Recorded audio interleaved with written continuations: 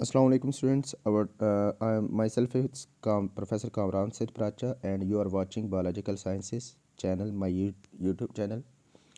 And today our topic is fertilization, that is from developmental biology for semester 1 BS zoology and semester 5 MSc zoology, and that fertilization is totally explained on the basis of external fertilization. There are two mode of actually fertilization, which are internal or external. And as you know, fertilization is the fusion of egg and sperm.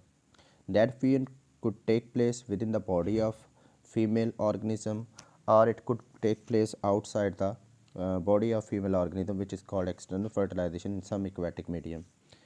So here we are discussing fertilization in both point of view, but more concentration will be on sea urchin which perform external fertilization. Okay, let's start our lecture. तो देखिए हमारे पास यहाँ पर recognition of egg and sperm, यानी कि सबसे पहले एग और स्पर्म के रिकॉग्नाइजेशन की बात करते हैं। तो वैसे तो ये हम आगे पढ़ते हैं, लेकिन जो फर्टिलाइजेशन है पहले उसके बेसिक स्टेप की बात कर लेते हैं। तो आप देख सकते हैं there are interaction of sperm and egg generally proceed according to five basic steps. First step is the chemoattraction. In chemoattraction, when a female organism releases its egg in water and that egg starts secreting some chemical, ठीक है, which is soluble and which activate the sperm which is present nearby it, and sperm absorb that chemical and start moving toward the chemical which is called positive phototactic movement. ठीक है, कि sperm उस chemical को receive करेगा और receive करने के बाद वो मूव करके उस एग के पास जाना शुरू कर देगा और इसे पॉजिटिव फोटोटैक्टिक मूवमेंट कहेंगे।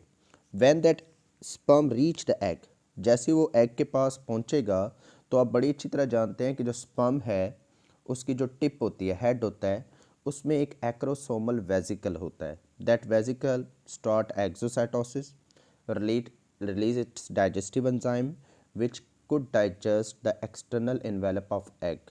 ठीक है, तो एक्सोसाइटोसिस होगी of the sperm acrosomal vesicle to release इस एंजाइम, और ये एंजाइम प्रोटियोलिटिक टाइप एंजाइम होंगे जो कि एग जेली को या कोई भी एक्सटर्नल एनवेलप होगी एग के, उसे डाइजेस्ट कर देगा। The binding of sperm, second topic is the binding of sperm. जो स्पर्म है, ठीक है, वो क्या करेगा, बाइंड करेगा with the extra cellular matrix of egg. Egg के बाहर जो कुछ भी होगा, जैसे वेटलाइन एनवेलप होती है, या मेल में अगर मैमल की बात करें तो मैमल्स में जोना प्लिसीडा होता है, और अगर एक्सटर्नल फर्टिलाइजेशन यानी कि सी अर्चन की बात करें तो उसमें वेटलाइन एनवेलप होती है, और जो स्पर्म है वो उस एग की वेटलाइन एनवेलप या जोना प्लिसीडा के साथ अटैच होगा। That is called binding. The passage of sperm through this extra cellular matrix, और नेक्स्ट क्या होगा कि स्पर्म इस एक्स्ट्रा सेलुलर मैट्रिक्स से क्या होगा, क्रॉस करके आगे जाएगा, and fusion of egg and sperm cell membrane. फिर लास्ट पे क्या होगा, जो एग और स्पर्म की सेल मेम्ब्रेन्स हैं they get fused by each other, ये एक दूसरे के साथ मिल जाएंगी। ठीक है, and in this way the nucleus of sperm will enter the cytoplasm of egg. ठीक है, देखिए हम इन स्टेप को डिटेल से डिस्कस करते हैं, और इतने में आप ये डायग्राम देख सकते हैं। There is are two diagrams. एक डायग्राम है B which is related to mouse mammal, and the first diagram is sea urchin, ठीक है, which is a diagram which is related to sea urchin, and sea urchin perform external fertilisation while mouse perform internal fertilisation. ठीक है, in sea urchin क्या होगा, first sperm contact jelly layer, ये sperm आया, ये jelly layer है, yellow सी आपको नज़र आ रही है, ये प्लाज्मा मेम्ब्रेन है, और ये वाइट वाला जो है वो एग सेल मेम्ब्रेन है, मतलब वेटलाइन एनवेलप। सबसे पहले egg cell membrane, vitelline envelope, then jelly layer. You can see that कि जो स्पर्म है वो जैसे जेली लेयर के साथ टच करता है, अपने एक्रोसोमल वेजिकल को क्या करता है, एक्सोसाइटोसिस करवाता है, और जेली लेयर को डाइजेस्ट करना शुरू कर देता है। तो नेक्स्ट स्टेप पे आप देख सकते हैं जेली लेयर से स्पर्म डाइजेस्ट होता हुआ आगे जा रहा है, और इतनी देर में उसने एक्रोसोमल प्रोसेस बना ली है। थर्ड में देख सकते हैं कि वो जो डाइजेशन होती जा रही है जेली लेयर की, और एक्रोसोमल प्रोसेस करीब आ गया वेटलाइन एनवेलप के। फोर्थ में एक्रोसोमल जो प्रोसेस है वो वेटलाइन एनवेलप के साथ टच हो गया, अटैचमेंट हो गया है। और 5 में देख सकते हैं कि जो स्पर्म है, ठीक है, उसने रास्ता बना लिया है किससे, एग की मेम्ब्रेन से, ये नीचे आपको नज़र आ रहा है, ठीक है। उसके बाद जी अगर यही सिचुएशन देखें इसमें, तो यहाँ पर ये ज़ोना प्लूसिड है, इसके अंदर प्लाज्मा मेम्ब्रेन हो गया एग की, और बाहर क्यूमुलस लेयर है जो एक्स्ट्रा सेलुलर कोट होता है। अब हुआ क्या है कि जो मैमल हैं उनमें स्पर्म क्यूमुलस लेयर के साथ टच होगा, उसमें से क्रॉस कर जाएगा, फिर ज़ोना प्लूसिडा के साथ टच होगा, फिर एक्रोसोमल वेजिकल क्या होंगे, फ्यूज़ होंगे, और एक्रोसोमल वेजिकल के एक्सोसाइटोसिस से डाइजेस्टिव एंजाइम निकलेंगे, और वो डाइजेस्टिव एंजाइम ज़ोना प्लूसिडा को डाइजेस्ट करते करते जो स्पर्म है उसको मेम्ब्रेन तक ले जाएंगे, ठीक है, और इस तरह फिर फर्टिलाइजेशन हो जाएगी। नेक्स्ट स्टेप देखिए, फर्स्ट, अब यहाँ से हमारा फर्स्ट स्टेप स्टार्ट हो रहा है, sperm attraction, action at a distance, and that is totally based on external fertilisation. Actually internal fertilisation में स्पर्म के अट्रैक्शन की ज़रूरत ही नहीं पड़ती, क्योंकि उसमें सेम स्पीशीज़ के दरमियान रिप्रोडक्शन हो रही होती है, तो सेम स्पीशी का वो स्पर्म होता है, सेम ही स्पीशी का एग होता है, तो उनमें ना किसी रिकॉग्नाइजेशन की ज़रूरत है और ना ही किसी अट्रैक्शन की ज़रूरत है, ठीक है। लेकिन अगर एक्सटर्नल फर्टिलाइजेशन की बात करें, that sperm lie distant to egg, ठीक है, स्पर्म दूर होते हैं एग से, so that's why they required some kind of attraction, इन्हें कुछ अट्रैक्शन चाहिए विच टू विच दे फॉलो, जिसे ये फॉलो करेंगे and reach the egg, egg तक पहुंच जाएंगे। तो इसके लिए यहाँ पर ये स्पर्म अट्रैक्शन वाला टॉपिक है जो कि एक्सटर्नल फर्टिलाइजेशन के लिए बड़ा ज़रूरी होता है, बट इंटरनल फर्टिलाइजेशन यानी कि मैमल में अट्रैक्शन जैसी चीज़ ज़रूरी नहीं होती। देखिए फर्स्ट स्टेप क्या है, species specific sperm attraction has been documented in numerous species including Cnidarian, molluscans, echinoderm, amphibians और यूरोकॉर्डेट। अब देख सकते हैं जितनों के नाम लिए all are external fertilising organism. कहते हैं कि स्पीशीज स्पेसिफिक अट्रैक्शन की बेहद ज़रूरत होती है, मतलब इंश्योर करना है इस बात को कि सेम स्पीशी के एग और स्पर्म आपस में फर्टिलाइज हो, ताकि फर्टिलाइजेशन के बाद जो जायगोट है वो सक्सेसफुल डेवलपमेंट शो कर सके, ठीक है। तो उसके लिए ज़रूरी ये है कि एग कोई ऐसा स्पेसिफिक केमिकल क्रिएट करे जिसके ऊपर रिस्पॉन्स उसका स्पेसिफिक स्पर्म में कर सके, कोई दूसरा स्पर्म उसके ऊपर रिस्पॉन्स ना कर सके। देखिए next, in many species sperms are attracted toward the eggs of their species by chemotaxis, positive chemotaxis. मतलब मैं यही बात कर रहा हूँ कि जो एग होता है वो केमिकल क्रिएट करेगा, तो उसकी स्पीशी का जो स्पर्म होगा वो पॉजिटिव कीमोटैक्सिस के ज़रिए उस केमिकल की तरफ जाएगा, ठीक है। So that is by following a gradient of chemical secreted by the egg. इसमें क्या होगा, जो फॉलो किया जाएगा केमिकल को जो कि एग ने क्या किया है, सिक्रीट किया है, और ग्रेडियंट के अकॉर्डिंग, ग्रेडियंट मुराद from lower concentration to higher, तो definitely that chemical should be in higher concentration near the egg while it is in lower concentration at distant from egg, ठीक है। सो ये डिस्टेंस पे लोअर कंसंट्रेशन में होगा, lower concentration में sperm को activate करेगा या अट्रैक्ट करेगा, and that sperm go travelling toward the higher concentration from low to higher concentration, so that's why they show positive chemotactic movement. Example you can check here, cnidarians, Orthopyxis caliculata है, ठीक है, ये इसकी एक example है cnidarian की। They secrete a chemotactic factor but also regulate the timing of its release, यानी कि इसके एग भी जो करते हैं केमिकल कीमोटैक्टिक फैक्टर को रिलीज़ करते हैं, और उनके जो कीमोटैक्टिक फैक्टर है वो सिर्फ फर्टिलाइजेशन को नहीं या अट्रैक्शन को नहीं बल्कि टाइमिंग को भी क्या करती है, कंट्रोल करती है कि किस टाइम में स्पर्म को एक्टिवेट होना चाहिए और किस टाइम में नहीं होना चाहिए। When sperm were added to oocyte that had not yet complete their second meiotic division, there was no attraction of sperm to egg। मतलब एक आपने पेट्री डिश ली, उसमें ऑलरेडी इस निडेरियन का एग मौजूद है, आपने उसी निडेरियन स्पीशी का स्पर्म बीच में डाल दिया। अब आप देख रहे हैं कि वो जो एग है उसमें मियोसिस 1 तो हुई है बट मियोसिस 2 नहीं हुई, यानी कि सेकंड मियोटिक डिवीजन नहीं हुई। तो जब तक सेकंड मियोटिक डिवीजन नहीं होगी तब तक स्पर्म सब स्टिल रहेंगे, ये एग के पास नहीं जाएंगे, ठीक है। लेकिन जैसे सेकंड मियोसिस स्टार्ट होगी, ख़त्म हो जाएगी, तो एग जो है वो केमिकल सिक्रीट करना शुरू कर देगा, तो स्पर्म साहब भी भाग कर एग के पास चले जाएंगे एंड गेट फर्टिलाइज, उसके साथ फर्टिलाइज हो जाएंगे। सेकंड जी, however after second meiotic division was finished, the egg were ready to be fertilized, the sperm migrate toward them। मतलब फर्टिलाइजेशन कंप्लीट हुई, एग जो है वो रेडी हो गया है फर्टिलाइजेशन के लिए, तो स्पर्म भाग के उसके पास चला जाएगा। How, because after second fertilisation egg will secrete the chemical, not before completion of second fertilisation कह रहा हूँ, सेकंड मियोसिस। सी अर्चन, Second example is sea urchin. In sea urchin, sperm motility is acquired when sperm are spawned into the sea water. मतलब जब तक sperm सी urchin में organism की body के अंदर है, इट कुड नॉट मूव, वो एक्टिवेट नहीं होगा. When organism its release its sperm in water, जैसे वो वाटर में रिलीज करेगा, the sperm being become activated, वो एक्टिवेट हो जाएंगे. ठीक है, मतलब mean to say there is something in water, in sea water, which can activate the sperm. And what is that? Check, we can check here. As long as sperm cells are in the testis, जैसे वो जब तक sperm cell testis के अंदर होंगे, they can not move because their internal pH is kept low. उनकी pH जो सी वो लो होगी 7.2 की, and that is due to higher concentration of carbon dioxide, not mono, ये कार्बन डाइऑक्साइड है in the second in the gonads. However once spawned into sea water, the sperm pH elevate to about 7.6.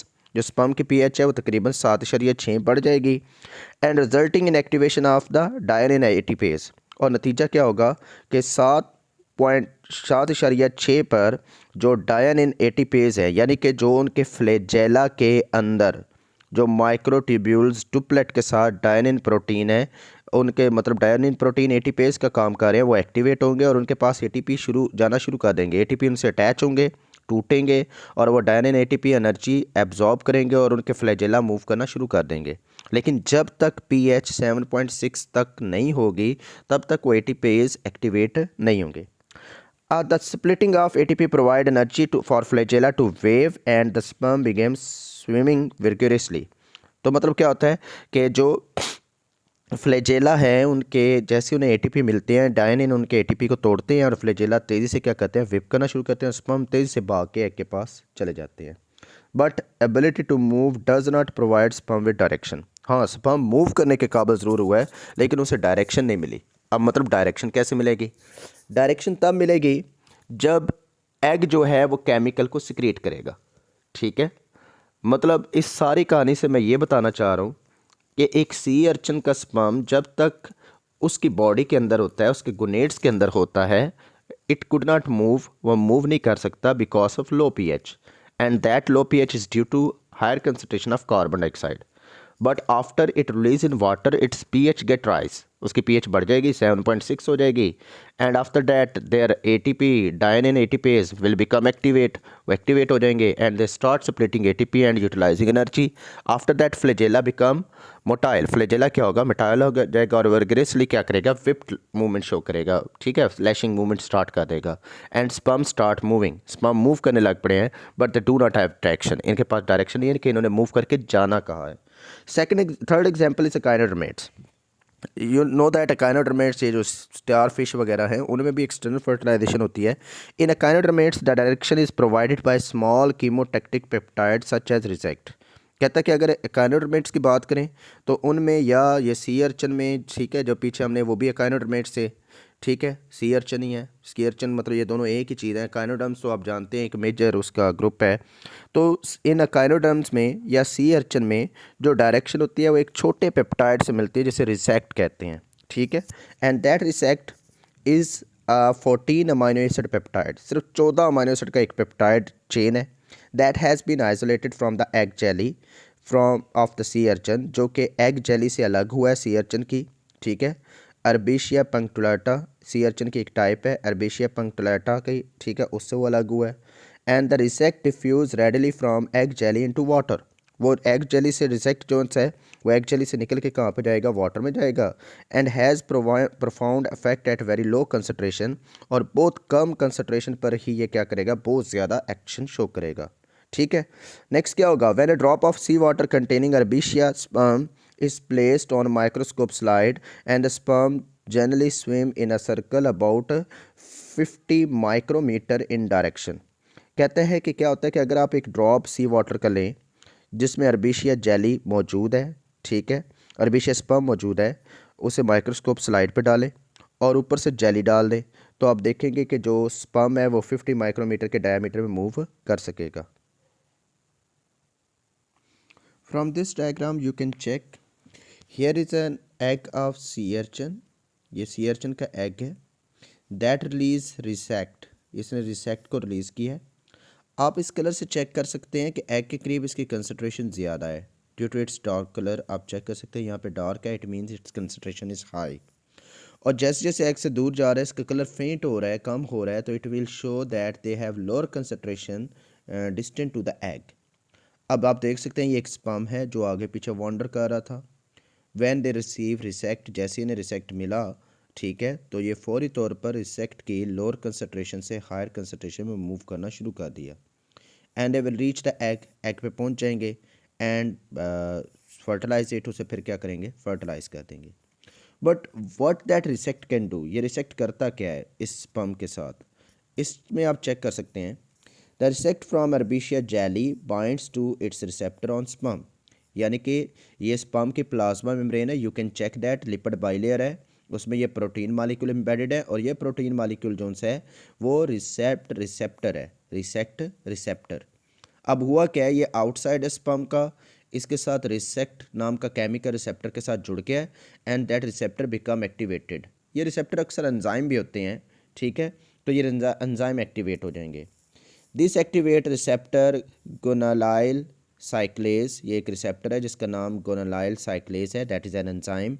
ये convert करेगा guanosine triphosphate को into cyclic guanosine monophosphate, और ये cyclic guanosine monophosphate act like a secondary messenger, ये एक secondary messenger के तौर पे काम करेगा, और ये काम होगा inside the cytoplasm of sperm. Next देखिए जी, the cyclic guanosine monophosphate open the calcium channel in the sperm cell membrane and allowing the calcium ion to enter the sperm, कि ये कैल्शियम चैनल के साथ जाके अटैच होंगे and that calcium channel will get open, ये lipid bilayer में ये open हो जाएगा और कैल्शियम आउटसाइड से क्या होगा, अंदर आना शुरू हो जाएगा। नेक्स्ट कैल्शियम क्या करेगा जी, the influx of calcium activate the sperm motility, calcium आके एक्चुअली जो स्पर्म के फ्लैजेला होते हैं उनमें माइक्रोट्यूब्यूल्स के ऊपर आके बाइंड करते हैं उनके डायनिन प्रोटीन के ऊपर और उन्हें एक्टिवेट कर देते हैं, और फ्लैजेला जो होते हैं वो नतीजे में मूव करना, लैशिंग लाइक मूवमेंट शो कर देते हैं। आप ये डायग्राम फिर से देख सकते हैं, that is resact, that is receptor guanylyl cyclase, ये रिसेप्टर रिसेक्ट को रिसीव करेगा एंड बीइंग बिकम एक्टिवेटेड, जैसे ही ये एक्टिवेट होगा तो साइटोप्लाज्म के अंदर मौजूद गुआनोसिन ट्राइफॉस्फेट को तोड़ के साइक्लिक गुआनोसिन मोनोफॉस्फेट में तब्दील करेगा। That cyclic guanosine monophosphate will act like a secondary messenger, it will attach to the calcium channel in the sperm cell membrane.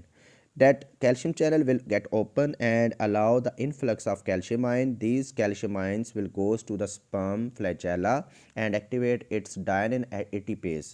So in this way the dynein ATPase starts splitting ATP and the movement of flagella gets start and sperm start moving toward the higher concentration of resect. Okay जी, next देखिए जी, in addition to its function as a sperm attracting peptide, the resect also act as sperm activating peptides। कहते ये सिर्फ sperm को attract ही कर रहा, रिसेक्ट ये उसे एक्टिवेट भी कर रहा है, मतलब इससे पहले स्पर्म इनएक्टिव था, ठीक है, बाद स्पीशी में ये इनएक्टिव होता है और रिसेक्ट मिलता है उसके बाद एक्टिवेट होता है। नेक्स्ट जी, one of the major role of the jelly is to increase motility of sperm, मतलब जेली का मेजर रोल भी है स्पर्म की मोटिलिटी को बढ़ाना, क्योंकि जेली ही तो सिक्रीट कर रही है रिसेक्ट को। And the sperm activating peptides cause dramatic and immediate increases in mitochondrial respiration and sperm motility। कहते हैं उसके साथ जैसे ये स्पर्म एक्टिवेटिंग पेप्टाइड्स हैं ये क्या करते हैं, बहुत तेज़ी से बढ़ा देते हैं माइटोकॉन्ड्रिया को, माइटोकॉन्ड्रियल रेस्पिरेशन को, कि वो तेज़ी से एटीपी पैदा करें ताकि स्पर्म की जो आगे मूवमेंट थी वो पहले से काफ़ी क्या हो जाए, तेज़ हो जाए। It increase the cyclic GMP, ये साइक्लिक जीएमपी को बढ़ाएंगे, कैल्शियम आयंस की कंसंट्रेशन भी साइटोप्लाज्म में बनेगी, ठीक है, वो एक्टिवेट करेगा माइटोकॉन्ड्रियल एटीपी जनरेटिंग ऑपरेटस को, और साथ ही वो एक्टिवेट करेगा डायनिन एटीपेज को, that stimulate flagellar movement in the sperm. Thus upon meeting resact Arbacia sperm are instructed where to go and are given to the motive force to get there, कि अगर upon meeting रिसेक्ट मतलब जैसे ही रिसेक्ट मिलेगा, ठीक है, उसे sperm को, तो नतीजे में क्या होगा, अर्बिशिया स्पर्म उसे वो रिसेक्ट इंस्ट्रक्ट करेगा कि तुमने कहाँ पर जाना है, और उसको मूव फोर्स करेगा कि वो मूव करके, उसके मतलब मोटिव फोर्स देगा कि वो मूव करके वहाँ पर चला जाए, ठीक है जी। देन उसके बाद स्पर्म देखे ना, अब पहुँच गया, sperm get reach to the egg पहुंच गया, उसके बाद क्या होगा, acrosomal reaction. What are acrosomal reaction, ठीक है। If you know about the structure of acrosomal reaction, ठीक है, structure of sperm, you will know you will get easily understand that how acrosomal reaction take place, ठीक है। आप उसे देख सकते हैं। The second interaction between sperm and jelly results the acrosomal reaction, कि जो दूसरा इंट्रैक्शन होता है स्पर्म और जेली में, जैसे एक जेली के पास स्पर्म पहुंचता है तो नतीजे में क्या होता है, दूसरा इंट्रैक्शन एक्रोसोमल रिएक्शन है। In most marine invertebrates, the acrosomes reaction has two components. Number one, fusion of acrosomal vesicle with the sperm, यानी कि जो एक्रोसोम है वो एक थैले की तरह है।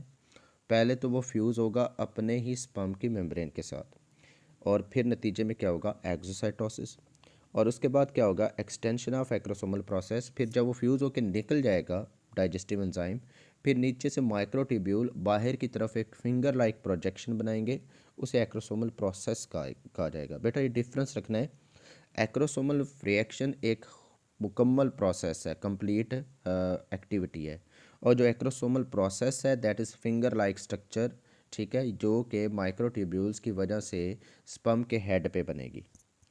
The acrosome reaction in sea अर्चन initiate bye contact of sperm with the egg.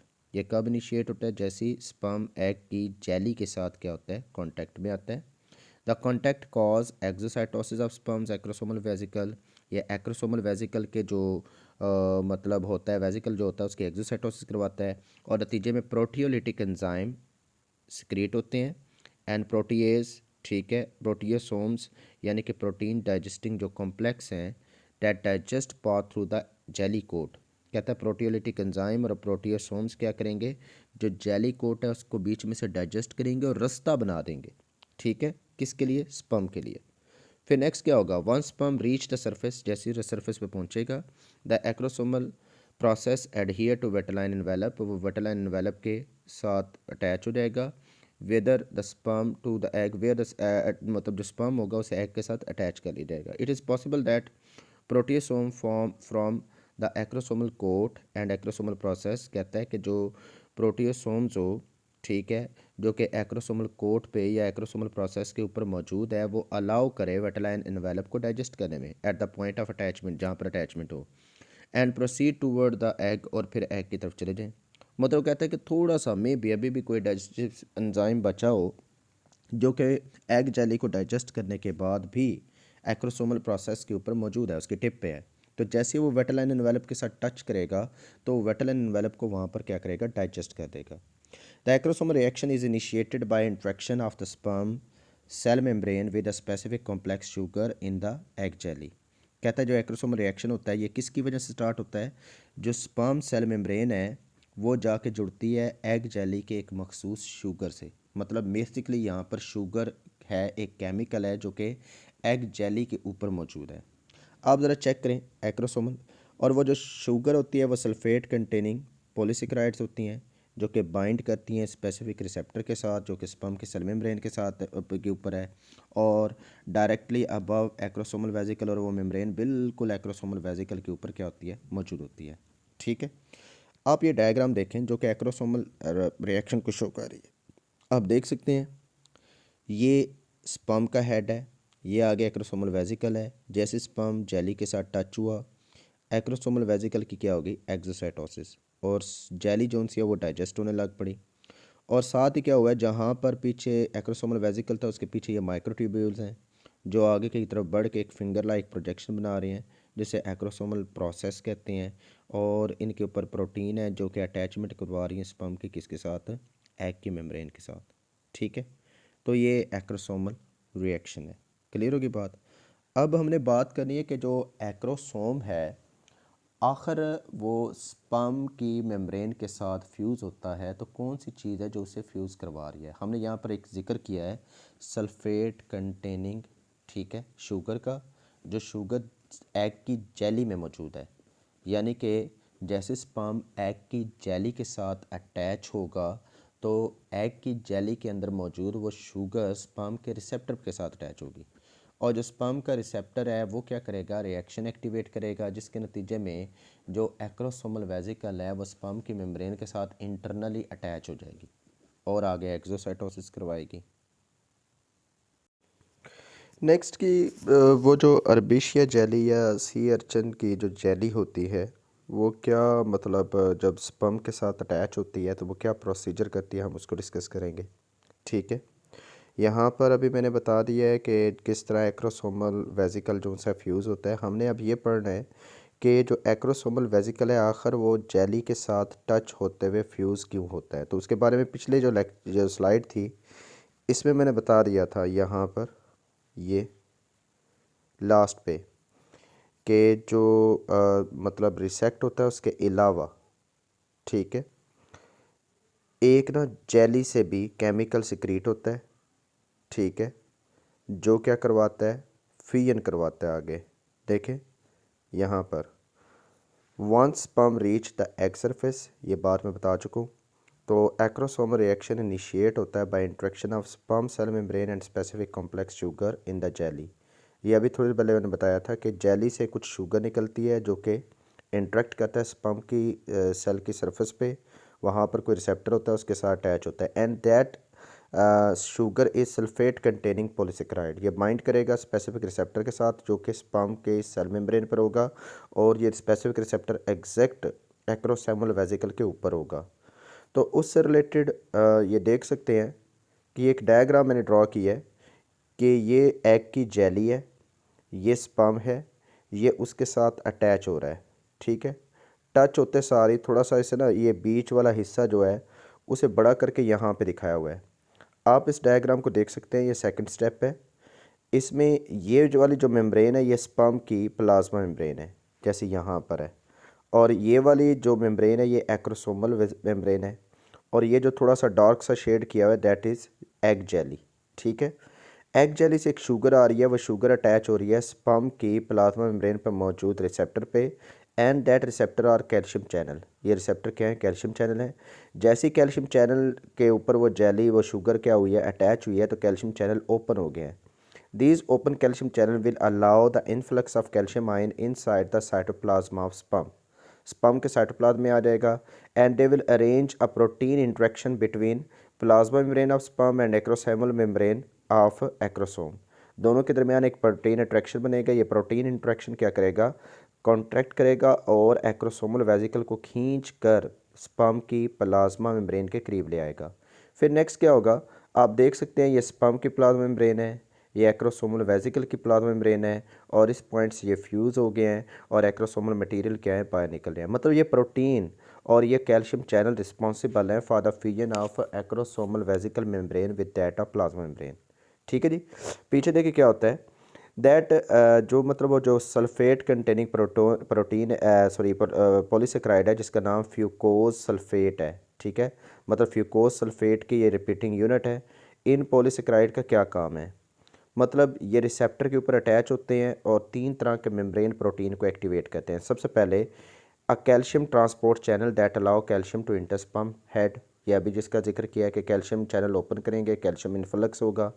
And sodium hydrogen pump that exchange sodium ions, जो सोडियम आइंस को पंप करता है इनटू द स्पर्म और हाइड्रोजन आयन को पंप करता है out of the sperm.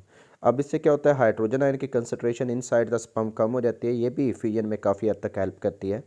And a phospholipase enzyme that make another messenger, जो एक और मैसेंजर बनाता है जिसका नाम फास्फोलिपिड एनिस्टोल ट्राइफॉस्फेट होता है।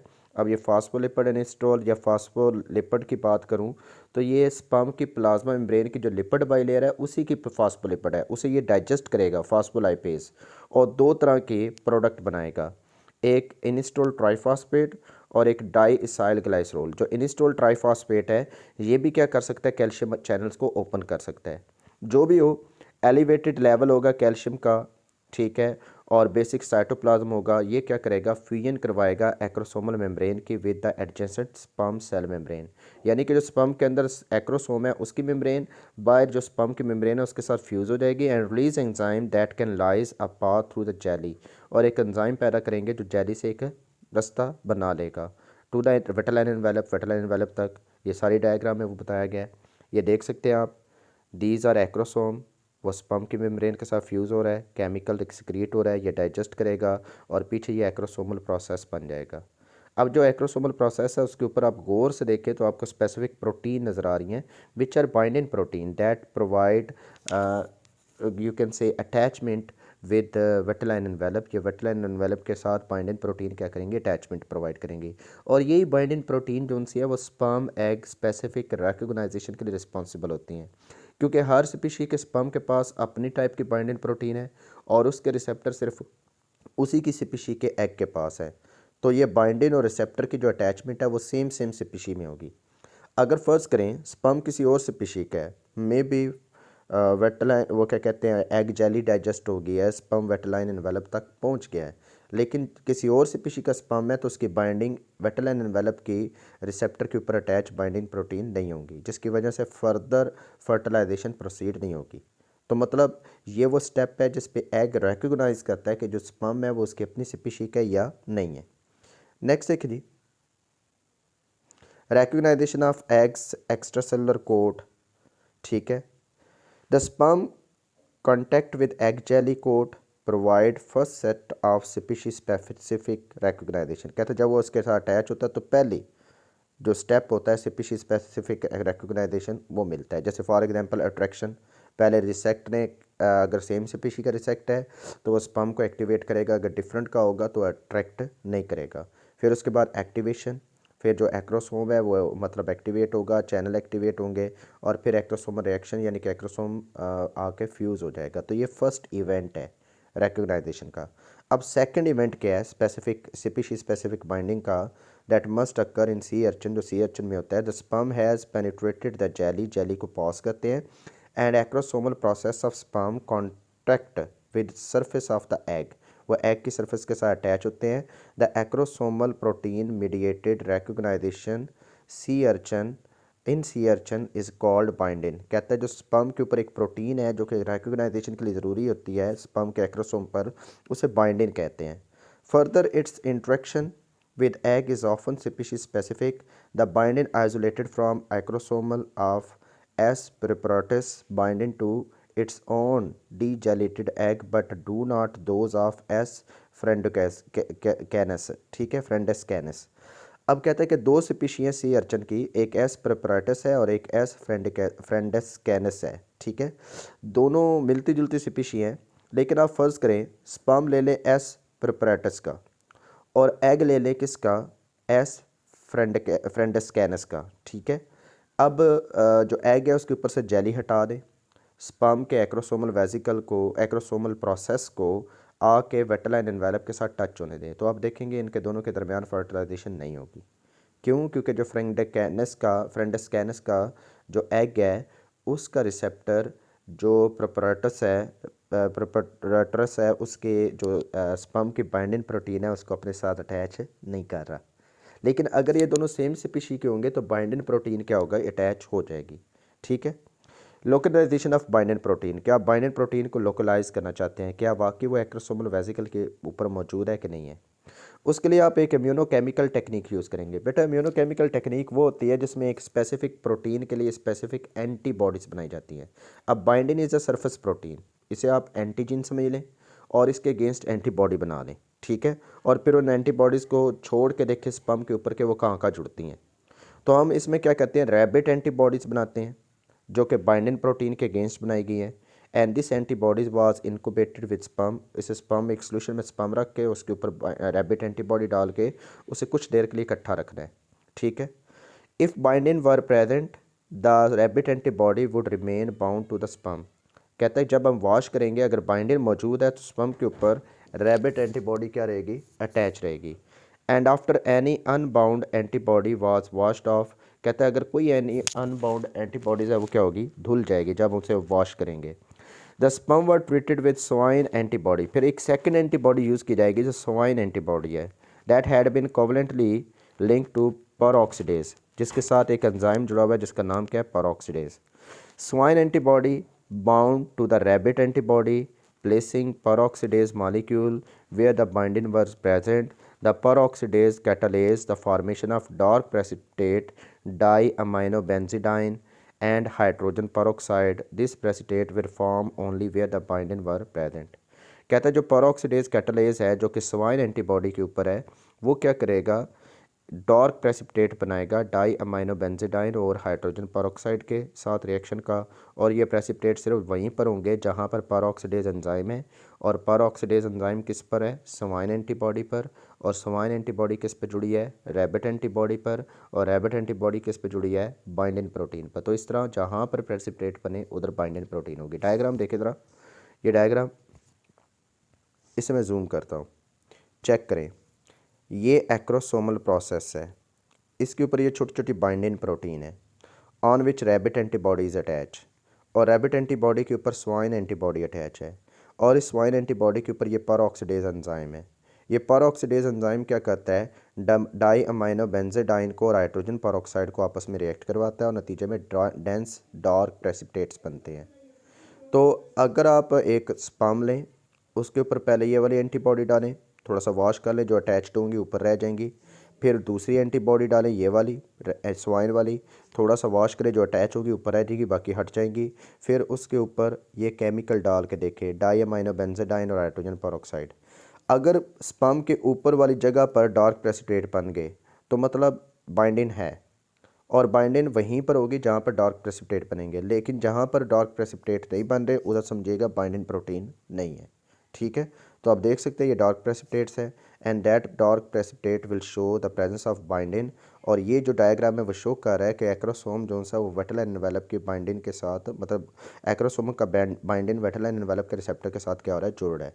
तो ये स्पीशी रिकॉग्नाइजेशन का एक बेस्ट मेथड है सी अर्चिन के पास कि सेम स्पीशी का बाइंडिंग सेम स्पीशी के रिसेप्टर के साथ क्या होगा, अटैच होगा। सो बाइंडिंग यहाँ पर स्पेसिफिक स्पीशी रिकॉग्नाइजेशन परफॉर्म कर रहा है।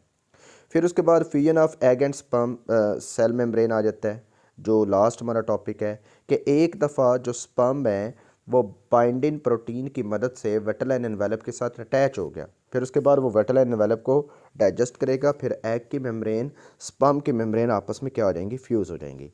Once the sperm has traveled to the egg, undergone the acrosomal reaction, the fusion of sperm cell membrane with the cell membrane of egg can begin। कहते हैं दोनों की fusion start होगी and sperm egg fusion appear to cause the polymerization of actin। कहते हैं उसके नतीजे में एक्टिन पोलीमराइज होंगे और वो जगह जहाँ पर दोनों की मेम्ब्रेन आपस में जुड़ गई है और बीच में एक होल बन गया है, तो वो होल पे वो पोलीमराइजेशन होगी और वो न्यूक्लियस को खींच कर अंदर ले आएगा। ठीक है, और ये फर्टिलाइजेशन कोन बनाएंगे। ठीक है, homology between egg and sperm is again demonstrated. यहाँ पर भी होमोलॉजी मतलब कि सेम है, एग और स्पर्म सेम है, यहाँ पर दोबारा से डेमोन्स्ट्रेट हो गया क्योंकि स्पर्म्स का जो एक्रोसोमल प्रोसेस है also appear to be form polymerisation of actin. कि जैसे एग के अंदर पोलीमराइजेशन ऑफ एक्टिन की होगी वैसे स्पर्म के अंदर जो एक्रोसोम है वहाँ पर भी पोलीमराइजेशन होगी एक्टिन की।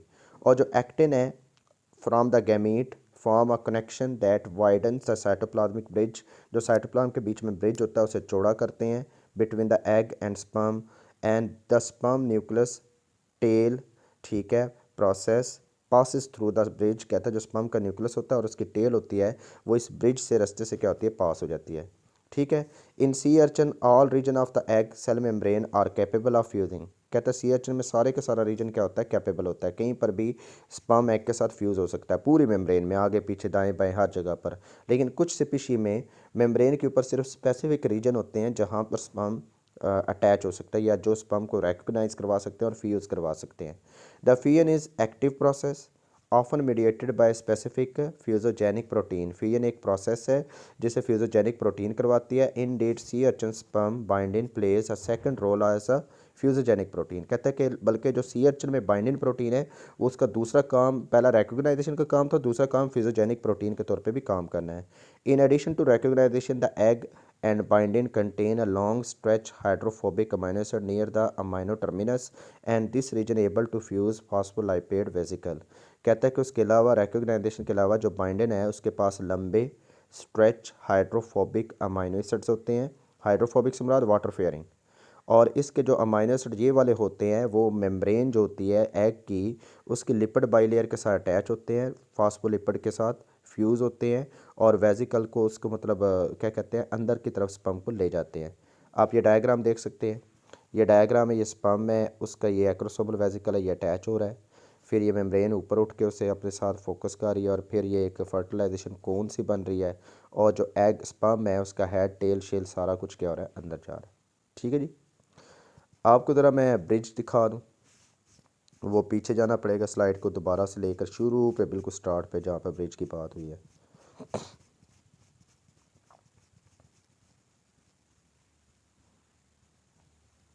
बिल्कुल स्टार्ट पे ये डायग्राम देखे ज़रा, ये ब्रिज की बात कर रहे थे। आप इसे देख सकते हैं ज़रा गौर से मज़ीद। मैं इसे ना जूम करने की कोशिश कर रहा हूँ। ये ठीक है, ये लास्ट वाली डायग्राम, इसमें ये आपको ब्रिज नज़र आ रहा है। अब ये जो रेड कलर का मटेरियल है ये एक्टिन है, जो कि पॉलीमराइज हुए हैं। कुछ एक्टिन स्पर्म से हैं और कुछ एक्टिन जो हैं वो एग से हैं, और इन एक्टिन ने इस एग स्पर्म के न्यूक्लियस को और टेल को खींच कर अंदर ले जाना है। ठीक है जी। तो इसे क्रॉस ब्रिज कहेंगे, जो कि फर्टिलाइजेशन ब्रिज के तौर पे भी जाना जाता है। ठीक है बच्चों, ये फर्टिलाइजेशन यहीं तक। इंशाल्लाह नेक्स्ट मैं आपको एक्टिवेशन ऑफ एग मेटाबॉलिज्म है वो करवाऊँगा, और स्लो ब्लॉक टू पोलिसपर्मी, और मेरी पूरी कोशिश है कि आज के दिन में वो लेक्चर अपलोड हो जाए।